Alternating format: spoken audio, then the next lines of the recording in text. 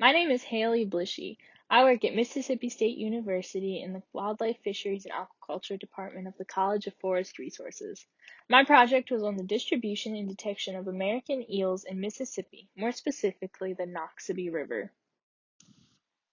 I'd like to start off by thanking Mississippi State College of Forest Resources URSP program for making my project possible and providing funding for my research. I'd like to thank all of my student volunteers that donated their time and effort to help me out into the field. Without them, this wouldn't have been possible. I'd also like to thank the Mississippi Department of Wildlife, Fisheries, and Parks Museum of Natural Science for access to summarized occurrence records of American eels in Mississippi. The Noxubee River is a tributary of the Tombigbee River and is a part of the Mobile watershed. It flows through East Mississippi, passing through Choctaw County and Noxubee County. Sample sites were located within the Noxubee National Wildlife Refuge. The Noxubee River is an interior river that varies in depth. Sites included non-wadable and wadable areas with steep river banks. 4 sites were intensively fished, 1 of them wadable, and 3 of them non-wadable. The American eel, Anguilla rostrata, is the only freshwater eel found in North America. It is a catadromous fish living most of its life in freshwater and brackish water, traveling to saltwater to spawn. This makes them a euryhaline fish as they are able to survive in a range of salinities. American eels can be extremely abundant in various habitats and can equate to more than 25% of total fish biomass in certain systems. They are considered ecological generalists that can be found widely distributed along the eastern and Gulf coasts of North America, as well as along South American coasts and far up north to Greenland. American eels can be found in a wide range of habitats, including open oceans, estuaries, coastal tributaries, rivers, freshwater streams, lakes, and ponds. This can include landlocked bodies of water. They occupy the broadest array of habitats of any fish. Like most species, one of the biggest threats to American eels is habitat degradation and destruction. Population indices of the species suggest a decline in population abundance due to habitat loss, overfishing, parasitism, and pollution. With habitat loss leading the threats, an estimated 84% of eel river and stream habitat available to migratory fishes is now located behind dams and levees. After a petition was released in 2004 to list the American eel as endangered due to concerns over population decline, a status review was completed by NOAA Fisheries and the United States Fish and Wildlife Services. American eels were not deemed as threatened as they are widely distributed and total population abundance was in the millions. The listing has not since changed after being reviewed again in 2015, so they are still listed as endangered.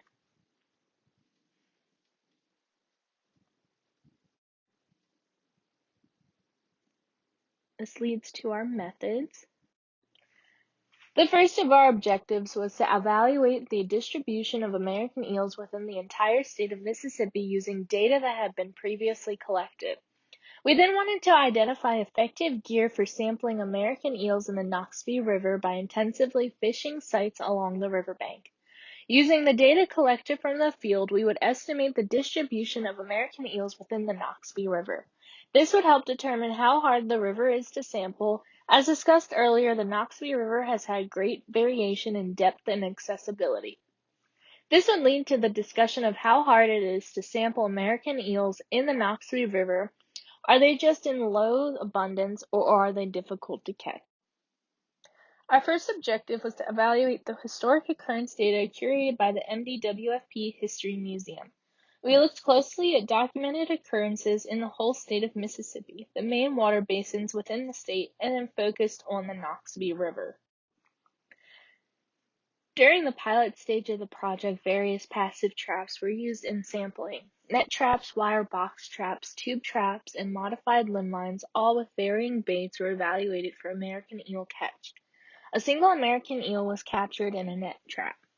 Various baits were used to test if they had any effect on what was captured. Cut fish, frozen shrimp, and bait worms were used in the study.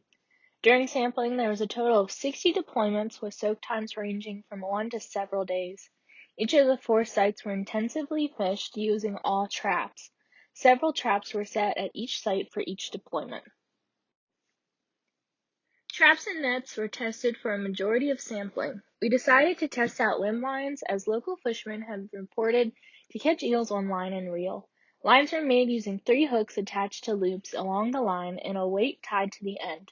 Lines were deployed at locations near Site 1 and 4.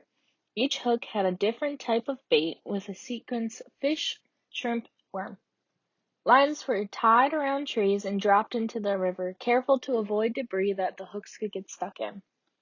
Lines were checked and pulled the next day, and 10 lines were deployed a total of 2 times. Sites located along the Noxubee River were chosen by accessibility and habitat features. The sites were located within the red circle and were intensively fished. Sites were chosen based on accessibility and habitat. We looked for different factors such as excess debris in the water, fallen trees, rocky banks, and other coverages in the water. We believed that eels would be found in these areas with more coverage to allow them places to hide. Site 1 was wadeable near a demolished bridge. Traps were tied off to the old bridge posts, as seen in Figure 11. Site 2 was a ledge off of the riverbank with many trees to tie traps off of. There was piles of debris along the river's edge that would allow coverage for eels and other fish species. This became harder to access and was unsuccessful in the capture of any species.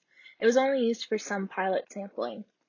Site 3 was a landing off of the riverbank with large trees that had roots growing into the river. These roots provided a lot of coverage that would be favorable to many species. Site 4 was a steep rocky bank with rocks and demolished bridge debris extending deep into the water. It also had multiple fallen trees near the river's edge. We felt confident at this site as the rocks created many cracks and crevices that eels were likely to be found in. This site was very successful and is where we caught our eel. This site was more intensively fished than the others.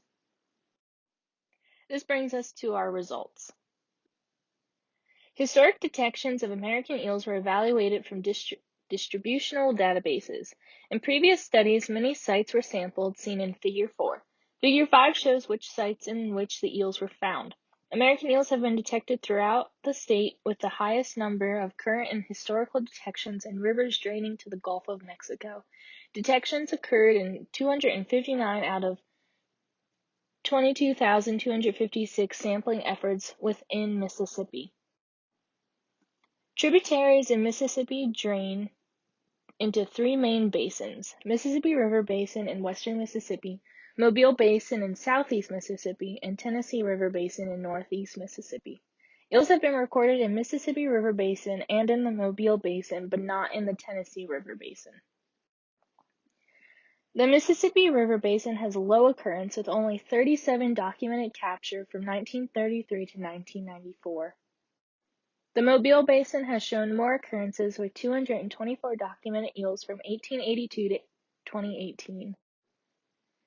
American eels are found more commonly closer to the coast. Figures 6 and 7 show watersheds spread over Mississippi that have documented occurrences of eels, with more concentrated areas in South Mississippi. This explains the higher occurrences in the Mobile Basin. Noxubee River has had few documented occurrences. Both occurred within the HUC 8 watershed, Octa Creek and Choctaw Lake. American eels are known to be cryptic animals. Historically, they have shown low detection rates in the Noxubee watershed. The last documented detection occurred in 1983. Out of 60 deployments, 15 were successful at catching any species.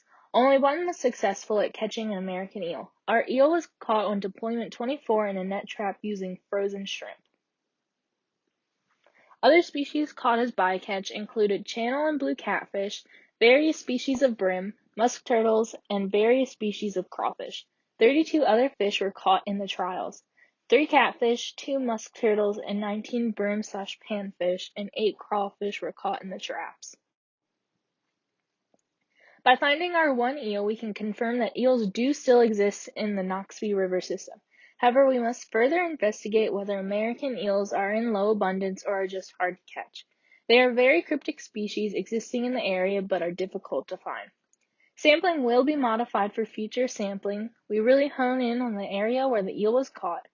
I plan to work more with the limb lines to see if they are a viable option for catching eels. I plan to expand on the study and test more locations along the Noxubee River using the data compiled by the pilot efforts.